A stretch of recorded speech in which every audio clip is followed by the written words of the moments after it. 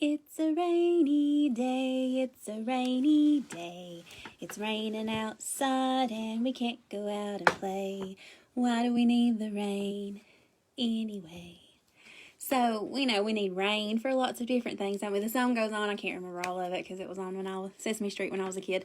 But anyways, we know we need water to do the dishes and take a bath and wash our clothes, and we need water to drink, and we need water to cook with. So we know that water is super duper important to our lives. And we've talked about keeping our water clean and all those different things, but we're actually today going to focus on why rain is so important. We know it's important for us, but there's also, things out in nature that rain is important to as well. So we're actually going to talk about rain and how it helps plants grow. Okay, so I'm going to read you 4 different types of forests. Okay, we're going to talk about each one of these forest types, and this is actually going to center around the little island of Puerto Rico. But in this island, there are 4 different types of forests there, and we're going to see how that rain affects each one of those forests. Okay, so I thought today was a perfect day to talk about rain since it is raining outside. Have a cool experiment for you guys to see, and I got another one that you can try at home, plus a cool craft, so stick with us, okay? It's going to be fun. All right, so the first type of forest we're going to talk about is a dry forest, okay? And of course, these are going to have really funny names because they're in Puerto Rico, but Okay, so we have Ukar, Gumbo Limbo, Alali, Turpentine, and Guayacan are some common trees that are adapted or they are made to live in certain climate conditions in the dry forest of Puerto Rico. So if it's a dry forest, do you think it's going to have a lot of rain? Probably not. Okay, so these trees are specifically made to live in this type of environment, okay? So it says Gumbo Limbo trees shed their leaves during the dry season, so it slows down their growth when there's not a whole lot of rain. It's pretty smart, isn't it? So when there's not a whole lot of rain, they do things to slow down so they don't grow as much, and then their growing season is when there is some rain. That's pretty smart, isn't it? So it says these trees provide homes for other plants and animals that live in the dry forest. For example, mistletoe, which we do have around here in Tennessee as well, a parasitic plant growing right out of tree branches, derives most of its nutrition directly from trees. Many birds, like hummingbirds and bullfinches, depend on trees in dry forests for building their nests. In turn, the melon cactus depends on the hummingbird to pollinate its brilliant pink flowers and on the bullfinch to eat its pink fruits and spread the seeds around. The cactus plants, or we call them cacti, plural, are adapted to dry conditions since their leaves have spines. They have little surface area. They don't cover much of the cactus. So photosynthesis happens in the stem of the cactus instead of the leaves. So we know that for most plants and trees, photosynthesis happens in the leaves. That's where they produce their food. But in a cactus, it happens in the stem of the tree. It's pretty smart, isn't it? So this is because it will lose less water than leafy trees. Okay, because when trees are going through photosynthesis and they go through a process called transpiration, which is kind of like breathing for them. We did a lesson on this a while back. We talked about photosynthesis. So in the process of photosynthesis, plants and trees make sugar that they eat, but they also make a waste, and we talked about wastes and stuff. So their waste is oxygen. So just like when we breathe in oxygen and we breathe out carbon dioxide, this tree is going to breathe out that oxygen, and they breathe in the carbon dioxide. They don't really have lungs, but it's the process that it's called transpiration, and it's like breathing. So they are breathing out this oxygen that we end up using, which is pretty smart, isn't it? Okay, so the stems also store water for drier times. So if you watch survival episodes and stuff where they're out in the desert, they'll find a cactus and they'll cut it open and there's water inside of it. That cactus stores up water so that it has water during the dry seasons. It's pretty smart, isn't it? They also have broad, shallow root systems that gathers water over a large area, so their roots go way out to get the water that they need. So it says, as one of the dry forest's recyclers, and we talked about those guys too. We talked about composting and how that nature has its own recyclers that turn all of that dead plant material into compost. We talked about snails and worms and all that stuff. So this one is ants, and they're also the crazy ants. They break down leaves and dead insects and other debris. And these ants, in turn, become food for many different lizards that live there, such as the amave, which is has a long iridescent tail. It sounds pretty cool, doesn't it? My daughter likes lizards. I bet she'd like that one. So anyways, so you see, this forest doesn't get a lot of rain. But each one of the plants and the animals that live there are adapted to living in a place where there's not much rain. They have ways to get the water that they need in order to survive. Okay, so if you pulled one of these plants that's not used to getting a lot of water, if you pulled it out of its environment and brought it here to Tennessee, do you think it's going to survive and thrive here? I mean, we know people have cactus in their yard sometimes, but that's, if you were to take a big saguaro cactus and try to bring it to Tennessee, you think it's going to live here? It's going to have so much water that it doesn't know what to do with itself. So, a lot of times that's why when you're planting flowers and stuff, you need to look at your planting zones and all that stuff to make sure you're planting your flowers where they're going to get the right amount of water that they need, because you can kill plants. We know we can kill plants by not giving them enough water, but we can also kill plants by giving them too much water, okay? So these guys are made to have little... Okay, I don't know how much that cut off. I'm so sorry. All right, so we're going to talk about a moist forest. So that means it's damp, but it's not soaking wet, okay? So in Puerto Rico, it says moist forests cover more area than any other forest type. They have more moist forests than anywhere, than any other kind. So it says almost all of it has been cleared at one time or another to grow crops. So as a result, there's a lot of grasslands in Puerto Rico because they cut down the forests, okay? So there may be trees up to 65 feet tall with rounded crowns like the mango. And that would be where the forest had not been cut down, okay? We call that deforestation. So there's mango trees that grow where these places hadn't been cleared for farmland. Common trees of the moist forest are prickly and royal palms, white and Spanish cedars, grand leaf sea grapes, short-leaf figs. In coastal areas, you have mangroves that grow much taller in the moister forest than in the drier forest. There's all kinds of birds that live in the moist forest, including the banana quit, the gray kingbird, the greater Antillean crackle, and reptiles like the ground lizard are common there, and the Jamaican fruit bat. So all of these guys are used to living in an area where they get rain, but it's not dry, but it also isn't a lot of rain like a rainforest, okay? So if you were to take these plants out, or these animals, and move them into the dry forest, would they survive? Probably not, because they're used to having that certain amount of rainfall. But if we also pulled these plants out and put them in the rainforest, would they survive? No, because they're getting too much water. They don't know what to do with it. So it all depends on plants need the proper amount of water. So now they have wet forest. So in the wet forest, you are likely to see tabanuku or candlewood, trumpet, balsa, and Sierra palm trees growing. Those trees support many vines and epiphytes. Those are plants that use other plants for support. One epiphyte is the red-flowered bromeliad. Google that. It's a really cool picture. It's a very neat flower. It catches water in its tank-shaped leaves, and then little insects like centipedes go in there and live because they're sheltered in this flower, but they also have the water in there that they need to survive. It's pretty smart, isn't it? So the ground of the wet forest is typically covered with ferns and mosses. In a wet forest, there's no need to retain water because there is a lot of rainfall. Plants have large green leaves that transpire a lot of oxygen because they are taking in a lot of water.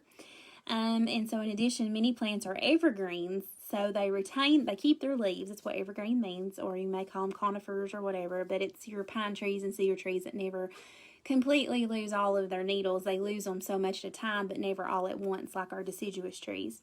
And they photosynthesize all year long. So these guys are making oxygen and stuff all year long for us.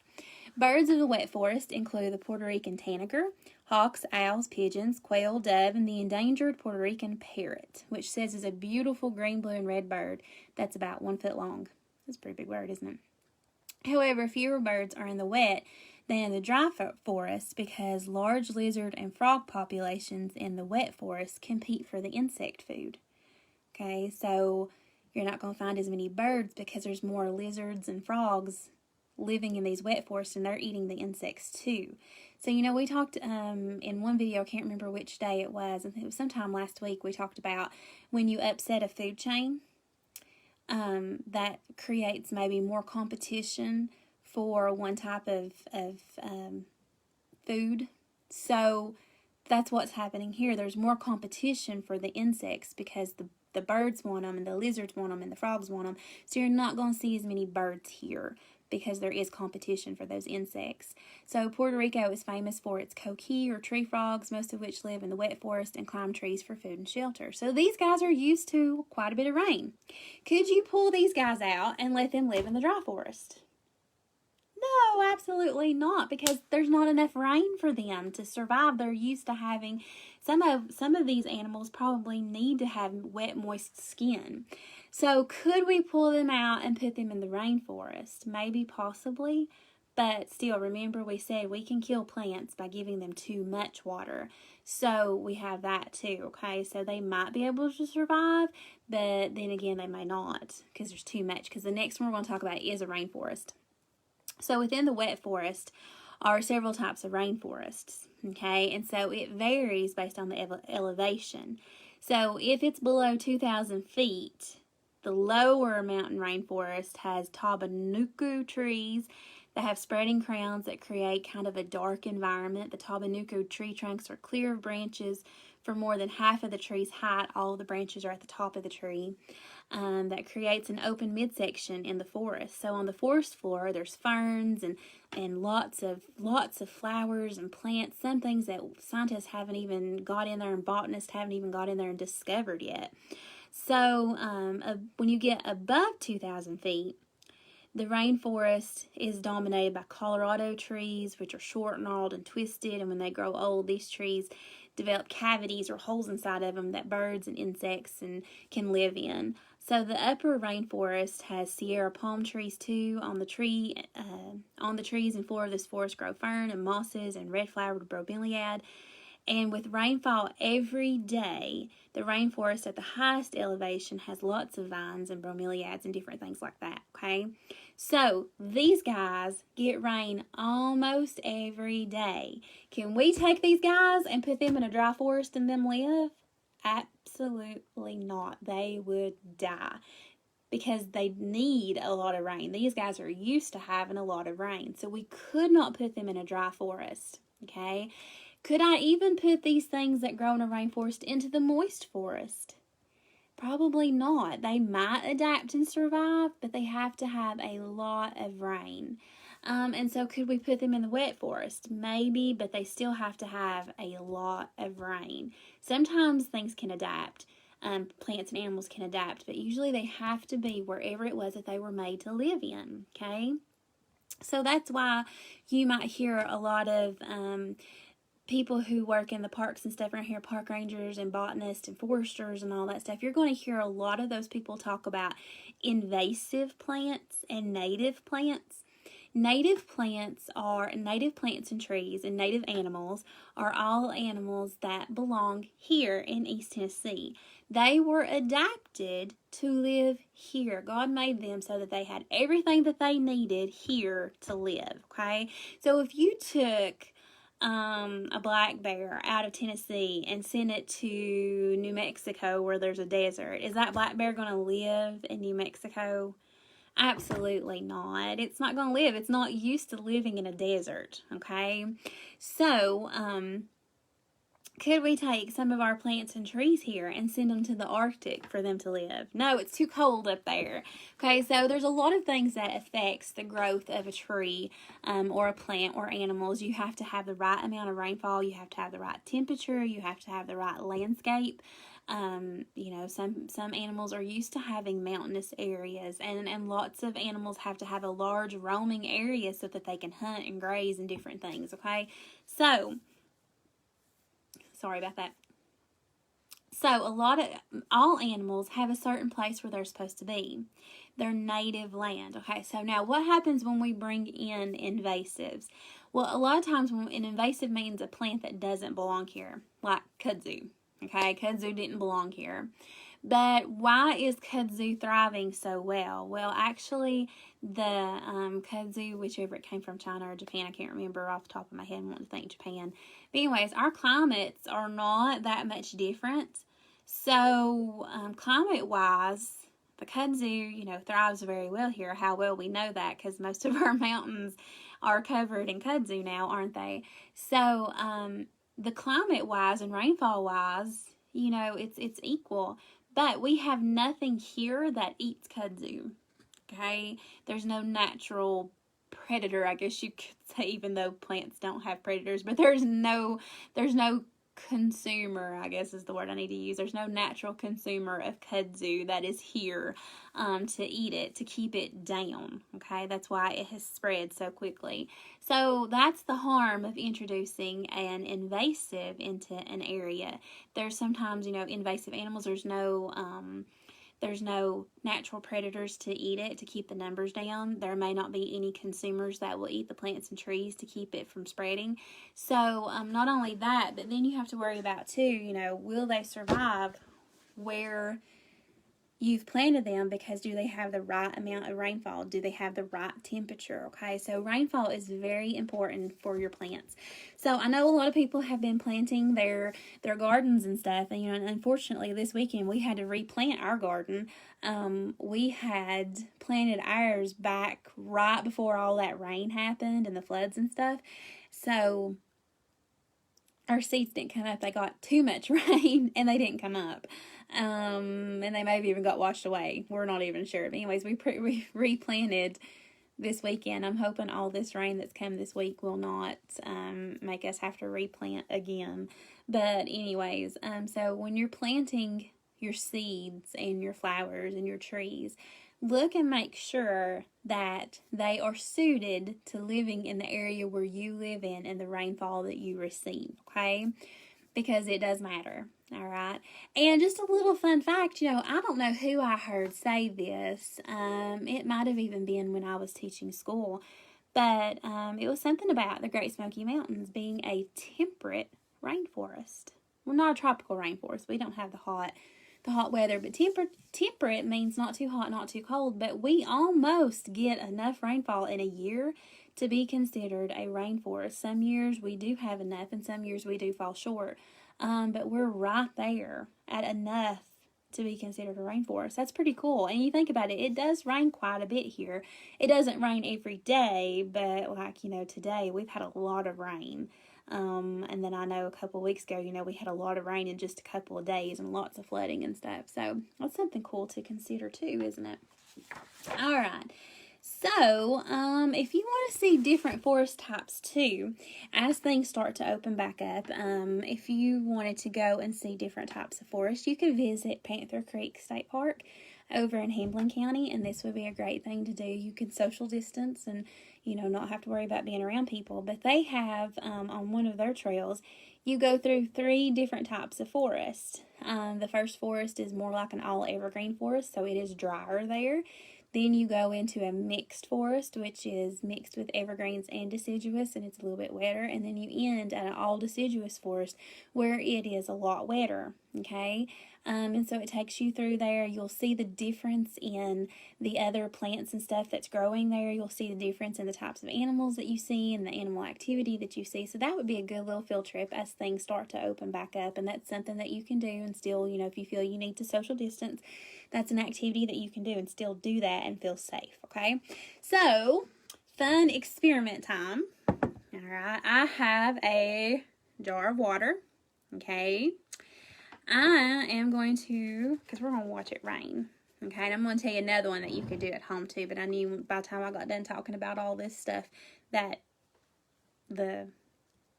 all the stuff would fizzle out and I wouldn't be able to do it. Okay.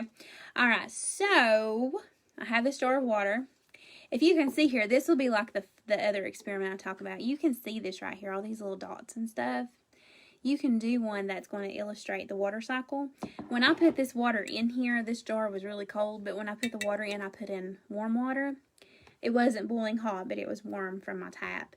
And so this is condensation right here. So the water cycle is evaporation, condensation, precipitation, right? That's a 4th grade science skill right there, okay? Your water cycle. Evaporation, condensation, precipitation. So the sun's going to beat down on the water. It's going to pull up it's going to evaporate it and turn it into a steam and pull it up into the air. When it gets up into the air, it's going to condense just like this. And all these little water droplets are going to condense and they're going to make a cloud, which is what we're going to do. But anyways, if you wanted to actually see the condensation, and then when the water droplets in the cloud get so heavy, it will fall to the ground as precipitation. So if you wanted to take a jar or a clear glass or whatever it is you have, you don't have to use a jar, just a clear glass so you can see what's happening. You can fill it full of boiling hot water and then put a plate on top of that, and on top of that plate put some ice. And as that, because you know when you boil water, you see water vapor, right? So this water is going to be evaporating because it's so hot. It's going to hit the bottom of the plate where the ice is at, and it's all cold, and it's going to cause condensation. So then you'll see the little water droplets gathering on the bottom of the plate. And then when the water droplets get so heavy, they will fall down into your jar. So that's really cool. So you can see the whole water cycle there: evaporation, condensation, precipitation. But we're just going to do a cloud, and so we're going to fill this full with some shaving cream. Okay. Might help if I took the cap off of it. Alright, so we're going to fill this full and make us a cloud on top. Okay. Alright, now we're going to say that this cloud already has water droplets in it. And it's really heavy, and it's going to start getting so heavy that it's going to start to precipitate. So I poured some blue food coloring on there, and if you'll just give it just a minute, it's going to work its way down through the cloud, and it'll come out in the bottom. And I might have put too much in there, we'll see. Let me put a little bit more, so it'll work a little bit faster. You see that blue coming down right through there? That is where the cloud got too heavy with all these little water droplets, and it comes down and causes precipitation. Now, some of these other guys that I put up in here, they had a lot more to work through, but they'll eventually come down through here too. So that's how rain happens. These clouds get so heavy with these little water droplets that eventually it has to come out. Okay, and you also have to have the right temperature and the right humidity and all of that stuff for rain to happen too. But for little kids, that right there is probably enough. Okay, so really cool experiment. All right, so we're going to make a craft today. Okay, I'm just going to kind of set this over to the side. There's a few more pieces started coming out as I moved it because I jiggled it a little bit. All right, so you need a handy dandy toilet paper roll. Mine's still just a tad bit wet, but that's okay. I painted mine orange. You can paint yours whatever color you want. Okay. You will need a piece of construction paper, and as you can see, I already cut out my shape. I didn't do such a hot job of keeping it even on both sides, but anyways, you got this triangle up here, and then it comes out on the sides like this. Okay. And I done orange too. You can do whichever color you want. You're going to need some yarn. You're going to need a hole puncher. You're going to need some googly eyes and some sort of glue. I'm going to use hot glue, but kids, remember, if you use hot glue, let an adult help you, okay? All right, now my toilet paper roll is still just a tad bit wet, so I apologize for that, but I'll try to not mess it up the best I can, okay? All right, so first thing we're going to do is I'm going to cut some slits at the top. And I'm going to slide this piece of construction paper into these slits.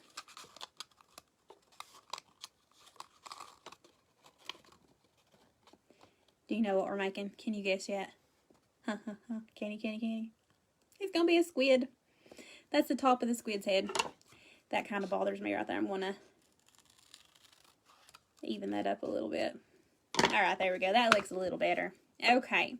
All right, now we're going to take the hole puncher. And however many strips of yarn you have or want to use, I think I have 6. So I'm just going to go, if my hole punch will work, I'm just going to go around my tube and I'm going to punch 6 holes. I got 5, 3, 4, 5, so we'll put the other one right here. Alright, now I'm going to take my yarn and I'm going to poke it through the hole and I'm going to tie it off.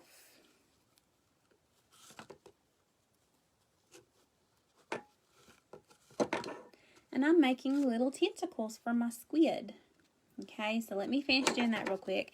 And you could put as many tentacles as you want. And you can use whatever color you want. I just happened, all I had laying around was green. And not much of it. I have not been to Walmart to replenish my craft supply. I'm just kind of using what I had. Trying to stay out of Walmart as much as I can.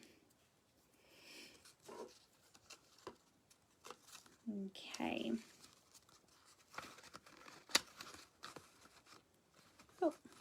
Trying to pull another tentacle through.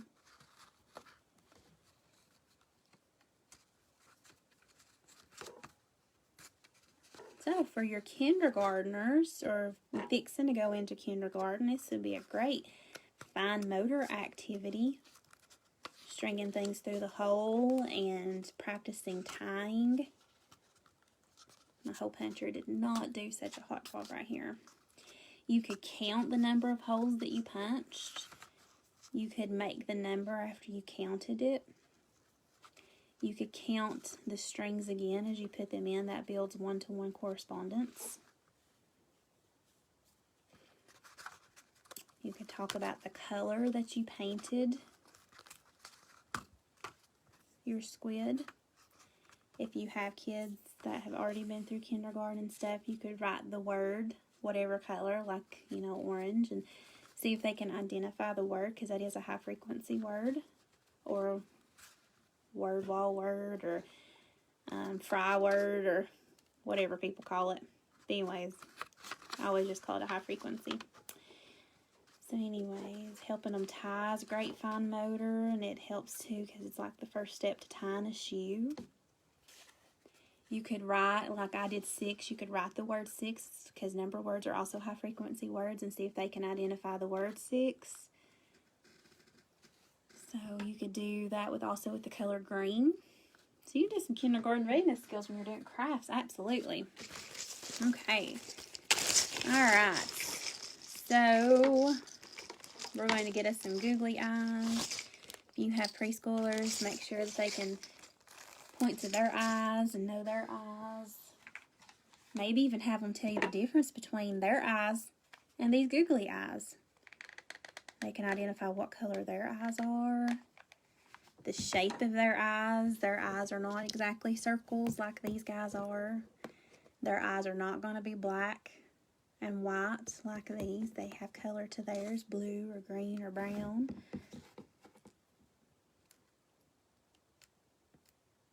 Alright, so there is my squid.